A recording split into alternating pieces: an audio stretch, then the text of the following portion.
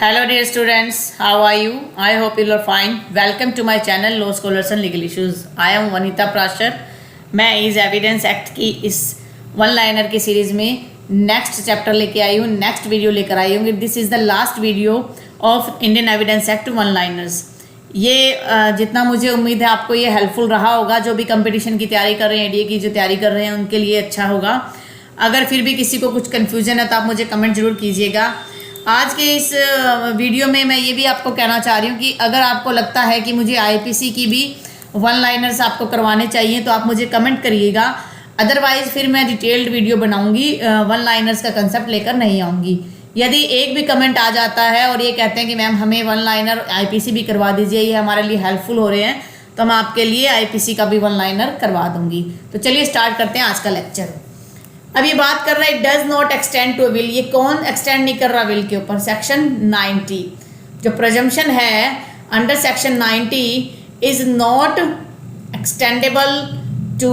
मैं इसको कॉपी करके यहाँ पेस्ट कर देती हूँ जो आपको दिक्कत ना आए. ये मैं वर्ड में ही करवा रही हूँ आपको, साथ साथ मैं करेक्शन करती रहूँ और आपको प्रॉपर नोट्स मिल जाएंगे. ये कह रहा है presumption under section 90 does not extend to will. Will पर ये अप्लाई नहीं होगा. Even an unregistered or unstamped document 30 years old comes within ambit of section 90. अगर मान लो 30 ईयर कोई डॉक्यूमेंट है, वो भी अनस्टैम्प्ड है, अनरजिस्टर्ड है, वो भी इसके दायरे में आता है. लेकिन provided duly executed in proper custody. Duly execute होना चाहिए, वो प्रॉपर कस्टडी में होना चाहिए. Period of 30 days is to be reckoned not from the date when it is filed in the court but from the date on which it has been tendered in evidence और would have been tendered in evidence. ये उस दिन नहीं माना जाएगा कि जिस दिन आपने कोर्ट में फाइल किया था मैटर, उस दिन 30 ईयर होना जरूरी नहीं है. लेकिन जब आपने एविडेंस टेंडर किया कि जी मैं ये एविडेंस देना चाह रहा हूँ, ये 30 ईयर ओल्ड डॉक्यूमेंट आप इसको कंसिडर कीजिए, तब से होना चाहिए. If there is unsigned paper और document then the presumption of section 90 would not apply. Unsigned paper है, डॉक्यूमेंट है, तो प्रेजम्पशन सेक्शन 90 की वहाँ अप्लाई नहीं होगी. ओम प्रकाश वर्सेस शांति देवी की केस में कोर्ट ने कहा no presumption as to correctness of content of document. कि जब कोई ये कह रहा है कि जी डॉक्यूमेंट करेक्ट नहीं है, इसकी कंटेंट सही नहीं है, उस मैटर में किसी प्रकार का प्रजम्पशन कोर्ट लेकर नहीं चलेगी. सेक्शन 90 की जो प्रजम्पशन होती है वो मे प्रिज्यूम होता है, तो इसलिए वो कोर्ट की डिस्क्रिशनरी पावर है कि that the court will presume or not. It depends only on courts. Om Prakash Shanti Devi का केस है, इसको आप नोट कर लीजिए. जहां भी देखिए आपकी बेरक, जब भी आप किसी भी कंपटीशन की तैयारी कर रहे हो, बिल्कुल माइनर बिल्कुल छोटा छोटा अक्षर में अपने बेरक की साइड में लिख लीजिए, जो आपको माइंड में रह जाए कि हाँ इससे रिलेटेड ये केस है. सुरेंद्र कृष्णा रॉय वर्सेस मिर्जा मोहम्मद मुतावली. इस केस में क्या कहा कोर्ट ने? Period 30 days to be record from the date it has been tendered in evidence. कि जब टेंडर किया गया एविडेंस तब से माना जाएगा. ये भी 30 days नहीं है, यहाँ पर भी आएगा 30 years. देखो अब मैं साथ साथ करेक्शन कर रही हूँ, इसलिए मैंने डॉक्यूमेंट फाइल उठाई रखी, अदरवाइज मैं पीडीएफ से भी आपको करवा सकती थी. Next is MP Ramesh versus KM विराजे. इसमें क्या कहा कोर्ट ने? कोर्ट ने कहा presumption regarding document 30 year old does not apply to will पे अप्लाई नहीं होगा because will has to be proved in terms of section 63C of Indian succession act में ये फॉल करता है, और इंडियन एविडेंस एक्ट 68 के साथ ये डील होता है. 68 में क्या है? वन अटेस्टिंग विटनेस रिक्वायर्ड और not required. Next is burden of proof is not exempted in case admission under section 31 but exempted under section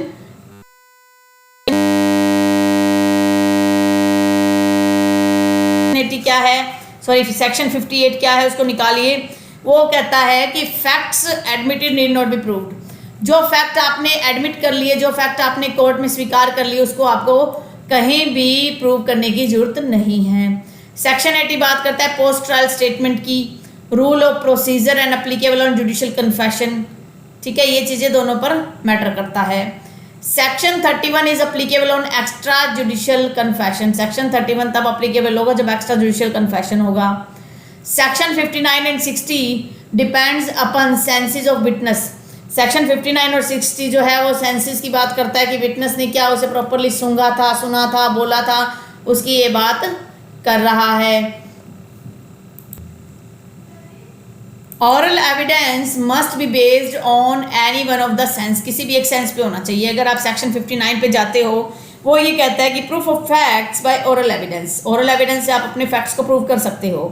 oral evidence must be direct होना चाहिए। डायरेक्ट का मतलब जो व्यक्ति स्टेटमेंट कन्फेशन कर रहा है या जो स्टेटमेंट दे रहा है कोर्ट में, बयान दे रहा है, विटनेस बन के आया है, उसने खुद उसको देखा हो, खुद सुना हो या खुद सेंसेस से महसूस किया हो, उसकी खुद की ओपिनियन हो, तो ये सारा का सारा ह्यूमन सेंसेस पे डिपेंड कर रहा है। Oral evidence must be direct as per section 59। Hearsay evidence is not admissible. Hearsay evidence को एडमिसिबल क्यों नहीं माना गया? देखिए, मैंने कोई बात सुनी या मैंने कुछ देखा या मैंने सुना, वो मैं आपको बताऊंगी तो उस पर नमक मिर्च लगा के कुछ एक्स्ट्रा बातें ऐड करके बताऊंगी, आप किसी और को बताओगे तो कुछ नमक मिर्च एक्स्ट्रा लगाओगे। तो इस प्रकार से जो एक्चुअली जो स्टेटमेंट थी वो प्रॉपर स्टेटमेंट काउंट नहीं होगी। रीज़न क्या है कि हियरसे एविडेंस को एडमिसिबल क्यों माना गया? First is irresponsibility of the person who is giving the statement. कह रहा है कि जो व्यक्ति कोर्ट में आके एविडेंस देगा, अपनी वहाँ पे विटनेस जो आ रहा है वो अपनी एविडेंस प्रेजेंट करेगा, तो उसकी रिस्पॉन्सिबिलिटी नहीं होगी। जो भी डेप्रिशिएशन ऑफ ट्रथ है, जो सच्चाई थी एक लाइन की, उसको धीरे धीरे बढ़ा चढ़ाकर 15 लाइन में कन्वर्ट कर दिया गया। फ्रॉड कैन बी कमिटेड, हो सकता है वहाँ पर कोई जालसाजी हुई हो।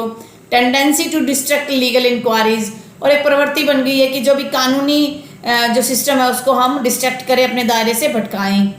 Hearsay evidence is also called second hand or derivative or unoriginated evidence. इसको सेकंड हैंड बोला जाता है जब चारों तरफ से रास्ते बंद हो जाते हैं, फिर कोर्ट को लगता है कि इसको थोड़ा कंसिडर किया जा सकता है।